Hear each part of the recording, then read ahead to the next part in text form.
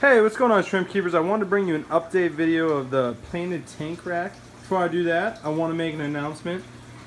So if you guys watched my Saturday update video, the Caradina rack, I mentioned that I might start doing a shrimp Saturday, and you guys loved it, so it's gonna happen. So let's start planning that every Saturday I'm gonna make a shrimp Saturday video. I'm not sure what they're gonna entail yet. I got to think about it a little bit more. I'm thinking like almost like a species or something like that, where I'm just going to talk about a certain species of shrimp, kind of like, you know, Dustin's fish tank. He does species Sunday, or at least he used to. He just talk about a plant species or something like that. So I'm kind of thinking on those lines. Let me know what you guys want to see for a shrimp Saturday. So I love the idea, but we got to think about what we want to do for it. And so that's going to be a lot of fun. So I'm pumped up about that. So we got Wednesday videos, we got Saturday videos, we got the occasional Monday video. And so it's going to be good. So you guys stay tuned for that. And as always, please check out my website, www.flipaquatics.com.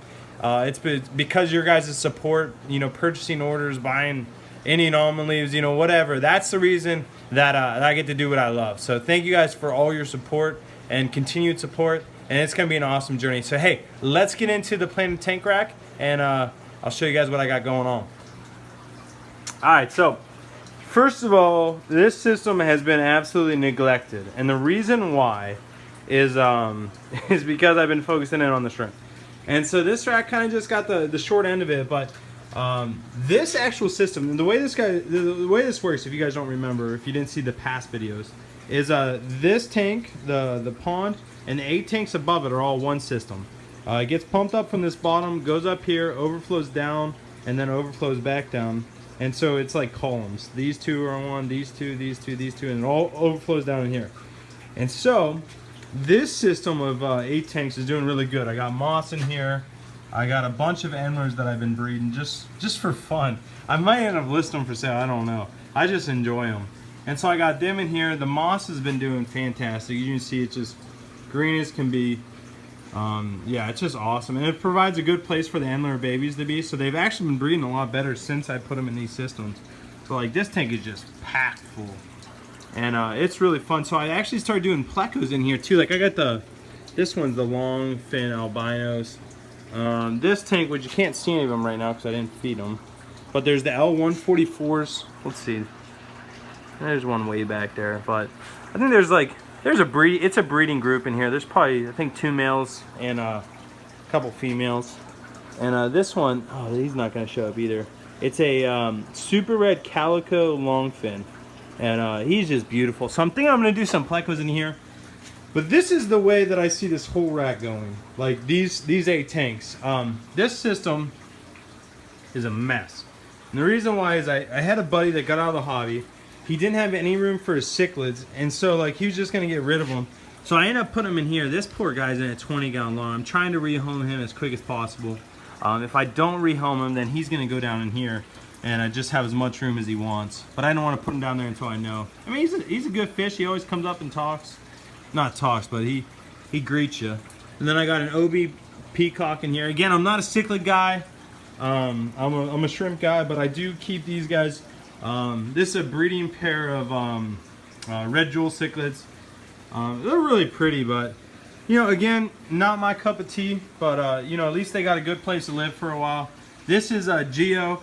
He's a tilapia. If you guys never heard the story about him, we found him in a drainage pipe of my buddy's basement. I'll have to tell you the story sometime, but he was down there for like, I want to say a month and a half, just in a drainage pipe with no running water. And he was tiny, he was thin as can be, like ready to die, and he grew back, and so now he forever has a place to live. And then these guys, oh my gosh, they're something else. They always pick on each other. But this is a Raphael catfish, I believe. He's gonna get huge. I'm trying to rehome him too, and hopefully he's not dead. Let me see. I don't think he is. Wouldn't that be? That'd be terrible. Let's see. Nope, there he goes. Oh, he tricked me. Son of a gun. Anyway, so that's going good. Down in this, let's see, this system. Down in here I got a bunch of baby cichlids. Just a bunch of random stuff. This system's not doing too bad. More Java moss, some just random live bears from an order that I got in. They had a bunch of babies. Every once in a while I'll order in a fish order from like Seagrass or something like that for the plant or the local fish club. But this system's doing all right. And I'll talk about something else when I get to it. I don't want to get too far ahead of myself. I had a ton of goldfish babies. So originally I had goldfish down here, and I guess they had a bunch of eggs, and it spit them up into these systems, and so it got through all the tanks. And now I got goldfish babies and all these, and these are just, you know, your common goldfish, but you know, I got a heart for them all, so I just, you know, I'm gonna let them live out their life here, or take them home to my pond, something like that. This one has a ton of hair algae in it, and again, these are this year's babies, so these guys are huge. They've grown a lot in a year, and I think it's because they're eating all the duckweed and I feed them good. But I got a ton of valves, and so I've been meaning to get these up on the website. Haven't had time, but eventually I will. A ton of Naugus grass, and again, there's another one of the babies. So they really did do good. I'm happy about that. These are I love these guys. These are the new neon blue wagflies. You can see it on the screen. I love these guys. I think they're so pretty. This guy, I don't know what this is. If you guys know what this fungus is, please tell me. He gets like red on his head, and like they'll eventually die. And I've been treating them, and I don't know what to treat for. You know, again, I'm not a fish guy. I just, you know, have a heart for this stuff, so I keep them in there. And so that's that. So if you guys know anything, please let me know. And then again, this system's not doing too well, but again, it's got a ton of live bears in it that bred and then they grew up, and so I'm just letting them live out their life some more. Year-olds. And this trio, oh, I love them. These are the Sailfin, what are they? The Red Sunset Sailfin Mollies. And oh, they're gorgeous. I don't know if the camera does them justice, but these guys are my favorite. And they've been breeding pretty good. You can see there's a baby there. Again, I keep this tank well stocked with plants, so there's tons of Java moss in there. There's some African water fern, and they breed. And a lot of the babies get down here, which is good. And so these are some of their babies. There's a goldfish that somehow got in there. Again, it was probably an egg and just hatched and I didn't see it. And there's some other stuff in here, but there's just some cool stuff. This is this tank's better for it. This is Romanian Moss. I don't know the scientific name. My fiance lost it. I'm sure she can find it out. But she gave this to me, which was really, really cool of her. So that's awesome. And it's been growing really well. But it's just some rare moss that not many people have in the U.S., if any. And so I'm excited to start growing that out. This tank's not doing as well. There's some hair algae in here, but I just need to get in there and spend a day and show these tanks some love. Down here is just common goldfish. And so this tank is the one that I was having some problems with.